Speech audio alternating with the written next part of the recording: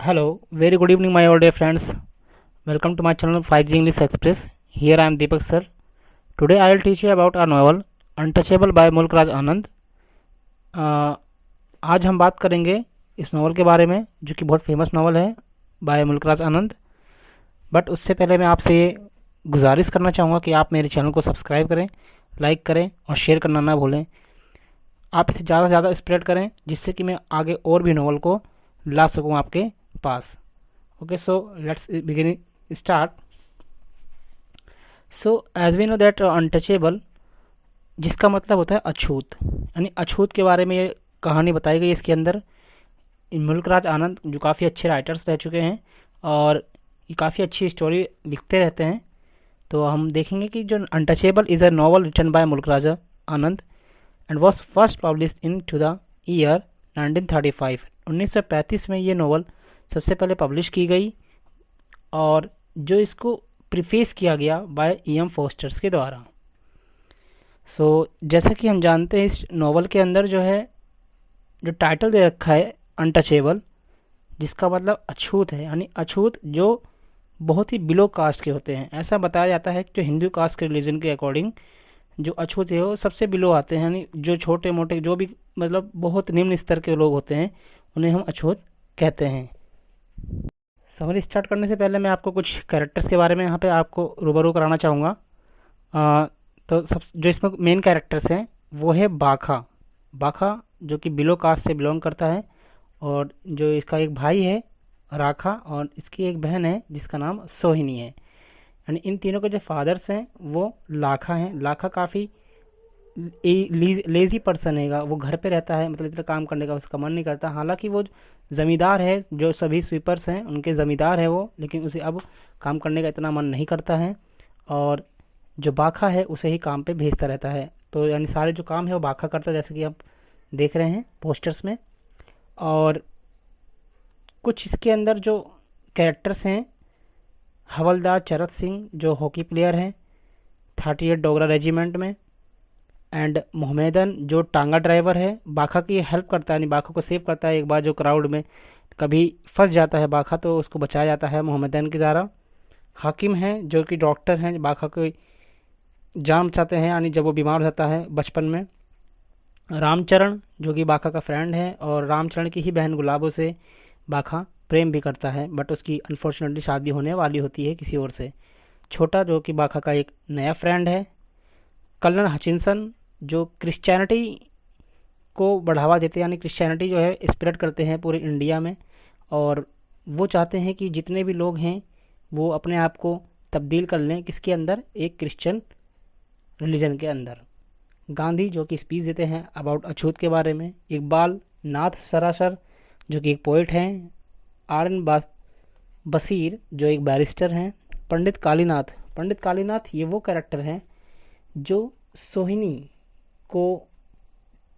के ऊपर यानी ब्लेम लगाते हैं कि सोहिनी ने पंडित कालीनाथ को अछूत कर दिया है उसे छूकर, जब वो पानी लेने जाती है तब. ये हम स्टोरी के अंदर पढ़ेंगे.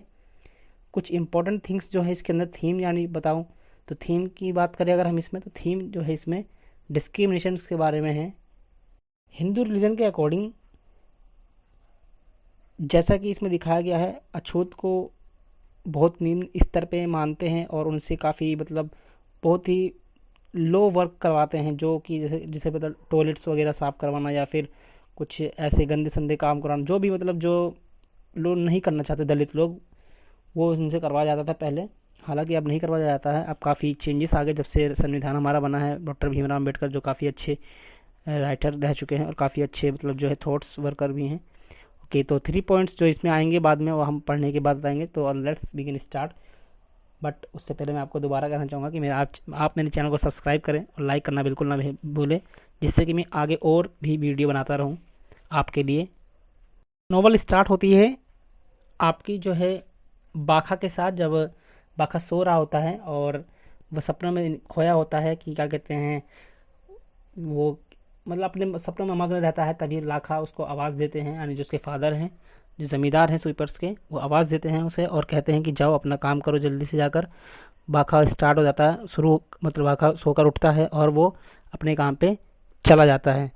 यानी लैट्रिन वगैरह साफ़ करने के लिए, जो कि उनका काम हैगा दलितों का उस समय। और वे कोशिश करता है काफ़ी सारी।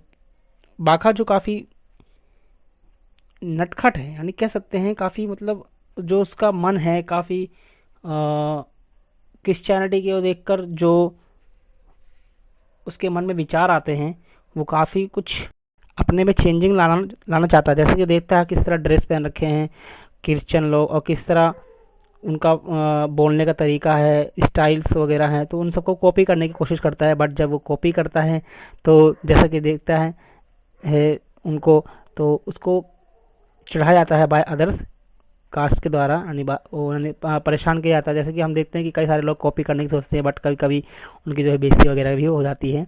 ओके, सो ऐसा ही इसमें दिखाया गया है। इसके बाद जो है जो इसके फादर्स होते हैं वो इसे पसंद नहीं करते, जो कि कॉपी करता है वो क्रिश्चियन लोगों की, यानी बड़े लोगों की, क्योंकि उनका वो इतना हक नहीं है कि वो किसी की नकल वगैरह भी करें। और वो उसके फादर्स कहते हैं कि आप जल्दी जाइए और कुछ खाने का इंतज़ाम भी करके लाइए। और इसके वजह से वो परेशान होकर बाखा को जाना पड़ता है। फिर बाखा वहाँ पे याद करता है अपनी माँ के वो दिन, कि जब उसकी माँ अब नहीं रही है। अब पहले उसकी माँ उसे बहुत प्यार किया करती थी और उसकी बहुत केयर भी किया करती थी, गरम गरम चाय वगैरह लाना और काफ़ी मतलब बहुत अच्छी अच्छी बातें सुनाना, ये सब उसके याद आता है। तभी थोड़ी देर बाद हवलदार चरत सिंह आते हैं, और वो जो कि हॉकी प्लेयर, जैसा कि मैंने आपको बताया है, हॉकी प्लेयर 38 डोगरा रेजिमेंट्स के हैं। और वो कहते हैं कि आप, यानी बाखा को कहते हैं कि आप जल्दी से मेरे घर पे चलिए और जो है हमारे यहाँ कुछ सफाई करनी है, उस सफाई को पूरा कीजिए। बाखा तैयार हो जाता है और जाता है वहाँ पर। हवलदार चरत सिंह कहते हैं अगर बाखा वो उसका काम कर देगा तो वो उसे एक हॉकी स्टिक भी देंगे एज अ गिफ्ट। और ये एपिसोड उसे दिखाता है कि किस तरह अच्छी ह्यूमैनिटी है उसके अंदर, यानी हवलदार चरत सिंह के अंदर बाखा के प्रति। थोड़ी देर बाद क्या होता है, उसमें दिखाते हैं इस नॉवेल्स के अंदर कि किस तरह वह बाखा मजबूर है काम करने के लिए, यानी सप्रेस है, ऑपरेस है वो काम करने के लिए। और वो उस काम को करके फिर घर की तरफ लौटता है।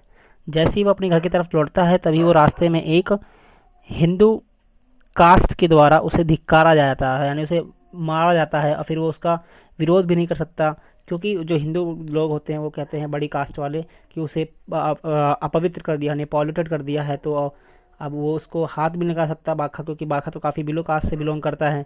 उसे काफ़ी मतलब मारते हैं, परेशान करते हैं, बट वो कुछ भी नहीं कह सकता। और फिर थोड़ी देर बाद जो क्राउड होती है काफ़ी बढ़ जाती है, और क्राउड में लोग कहते हैं बाखा को मारो, बाखा को पीटो और इसे भगाओ यहाँ से, ऐसे ऐसे कहना स्टार्ट कर देते हैं लोग। तभी वहाँ पे जो मोहम्मदन है, जैसा कि मैंने बताया टांगा ड्राइवर, वो उसकी आगे मदद करता है वहाँ पर। फिर थोड़ी देर बाद क्या होता है इस नॉवल के अंदर, अब वो सोचता है कि मैं हर तरफ जहाँ भी जाऊँगा अपने आप को बताता हो जाऊँगा कि मैं पूछ हूँ, स्वीपर वाला हूँ, मैं स्वीपर आ रहा है, जाओ मेरे से दूर हो जाओ। मतलब वो इस चीज़ों को मतलब टाइटल एज अ टाइटल लेकर बताना शुरू करता ताकि कोई लोग उससे दूर रहें, ताकि उसे कोई अगली बार कोई ना मारे, वो ऐसा सोचता है।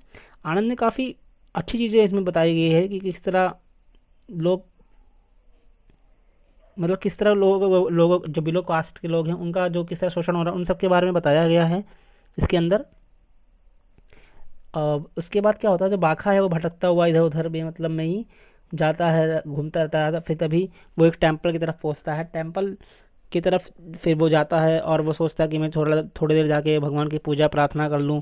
और तभी वो देखता है, जैसे वो एंट्री करता है वहाँ उसे एक आवाज़ सुनाई देती है भीड़ से कि भागो यहाँ से, मतलब जो है अछूत कर दिया।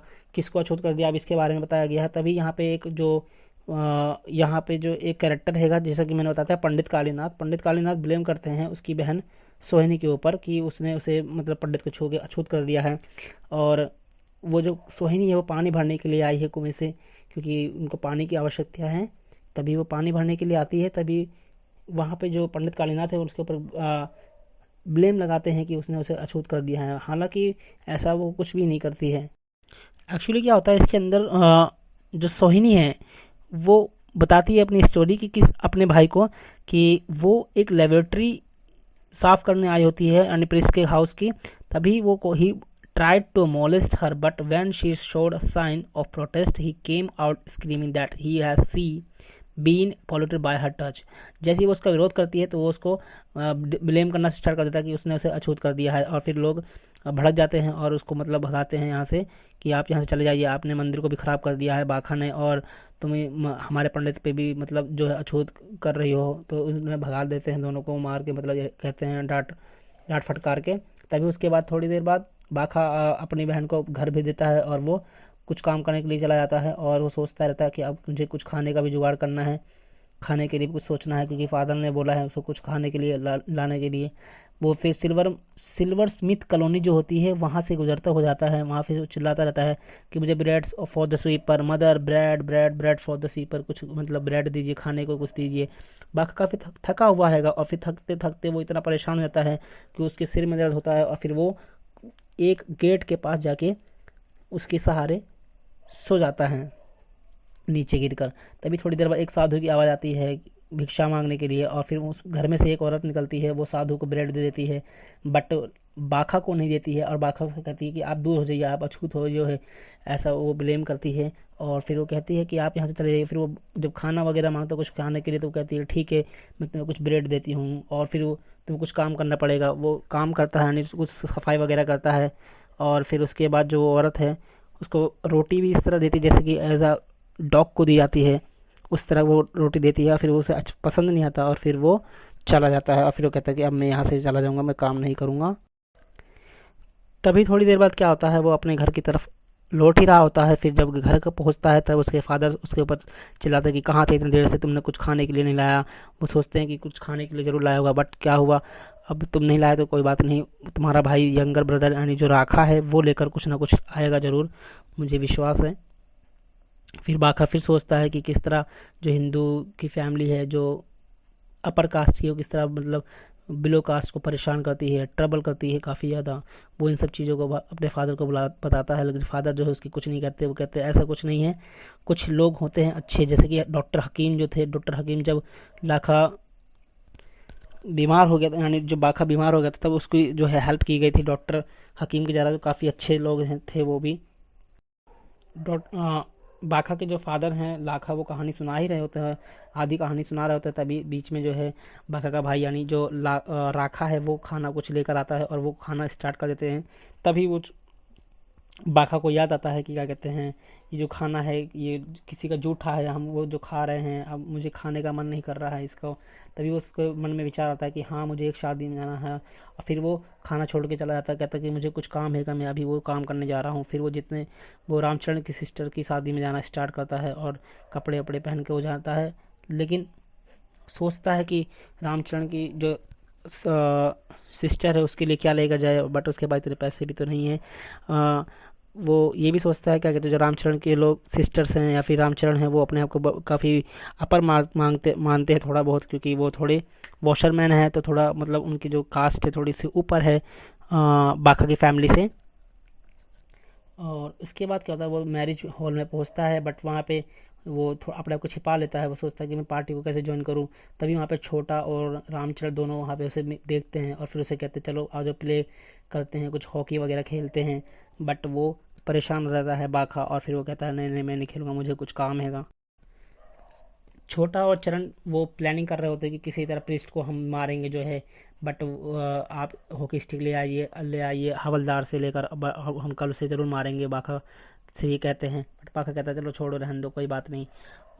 तो अगले दिन क्या होता है, जो बाखा है वो रामचरत सिंह के पास जाता है, और फिर हॉकी स्टिक उसे मिलती है, और वो दो बच्चों के साथ जो वो अपर क्लास के होते थोड़े, उनके साथ खेलता है। बट तभी क्या होता है, एक लड़ाई होती है, एक लड़ाई होती है, और फिर वो दोनों आपस में मतलब जो है चोट वगैरह उन्हें लग जाती है। तभी उनकी जो माँ आती हैं, वो कहती हैं कि क्या कहते हैं कि आपने मेरे बच्चे को अछूत कर दिया है, आपने क्यों आप क्यों इसे लेकर आए, आप इसे वहीं रहने देते हैं। फिर उसे फील होता है काफ़ी एंगर, गुस्सा होता है काफ़ी वो, फिर वो परेशान हो जाता है। फिर कहता है ये सब पूरी दुनिया ख़राब है, यहाँ पे हमेशा गलत ही होता है, जो भी अच्छा काम करो।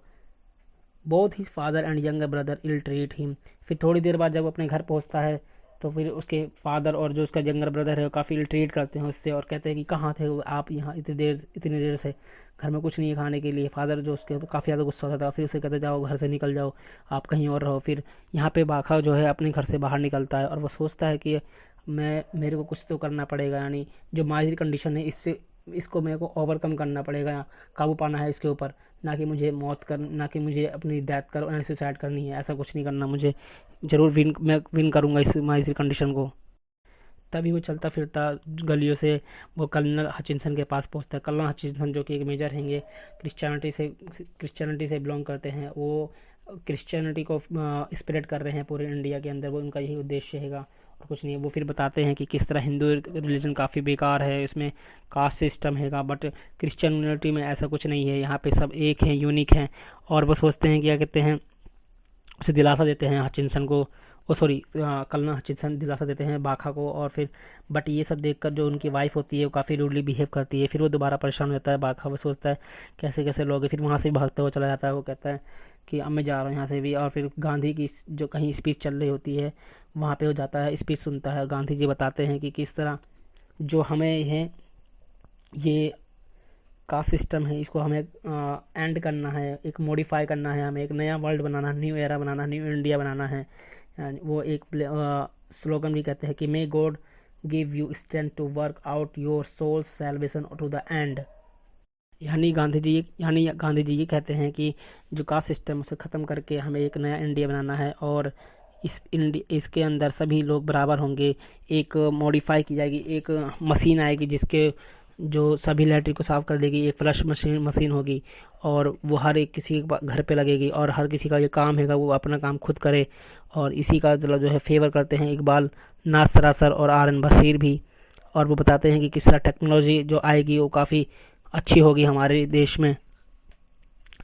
और बस इतनी सी बात बताई गई है इसके अंदर। अब तो इस नॉवल से हमें ये पता लगा कि किस तरह जो अछूत है, यानी जो अनटचेबिलिटी है, वो किस तरह ख़त्म की गई गांधी जी के थॉट्स के द्वारा, मॉडर्न मशीन के द्वारा और मॉडर्न टेक्नोलॉजी के द्वारा।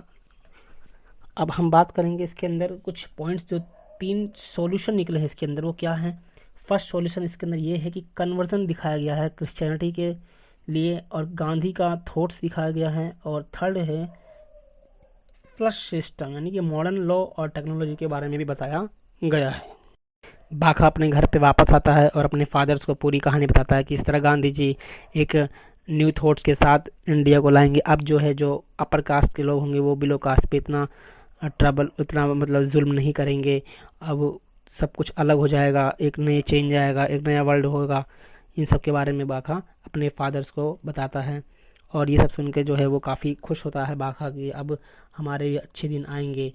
His India days is over, अब वो इंडिया था वो उसका दिन ओवर हो गया है, अब नया दिन, नेक्स्ट डे विल नेक्स्ट सन, यानी एक नया जो इंडिया होगा वो नए सूरज के साथ होगा। यानी जो है ये छोटी सी समरी मैंने आपको बताई है। दोस्तों अगर मेरी ये समरी अच्छी लगे तो आप मेरे चैनल को प्लीज़ सब्सक्राइब करें, लाइक करें और शेयर करना बिल्कुल ना भूलें। दोस्तों अगर आप मेरे चैनल को सब्सक्राइब करेंगे तो मैं एक से एक ऐसे नॉवल लाता रहूँगा, आपको कोई भी परेशानी नहीं होगी। ये अभी मैंने आपको जो नॉवल पढ़ाई है अनटचेबल बाय मुल्कराज आनंद MAG7 इग्नू के कोर्स में लगी हुई है और ये बहुत अच्छी नॉवल है, आप इसको ज़रूर पढ़ें। दोस्तों मेरी वीडियो को लाइक ज़रूर करा करें, शेयर ज़रूर करा करें। अगर आप इसे शेयर करेंगे तो मेरा थोड़ा मनोबल इससे बढ़ेगा। तो दोस्तों इसी के साथ मैं अलविदा करता हूँ। Okay, have a good day. Okay, thank you my all dear.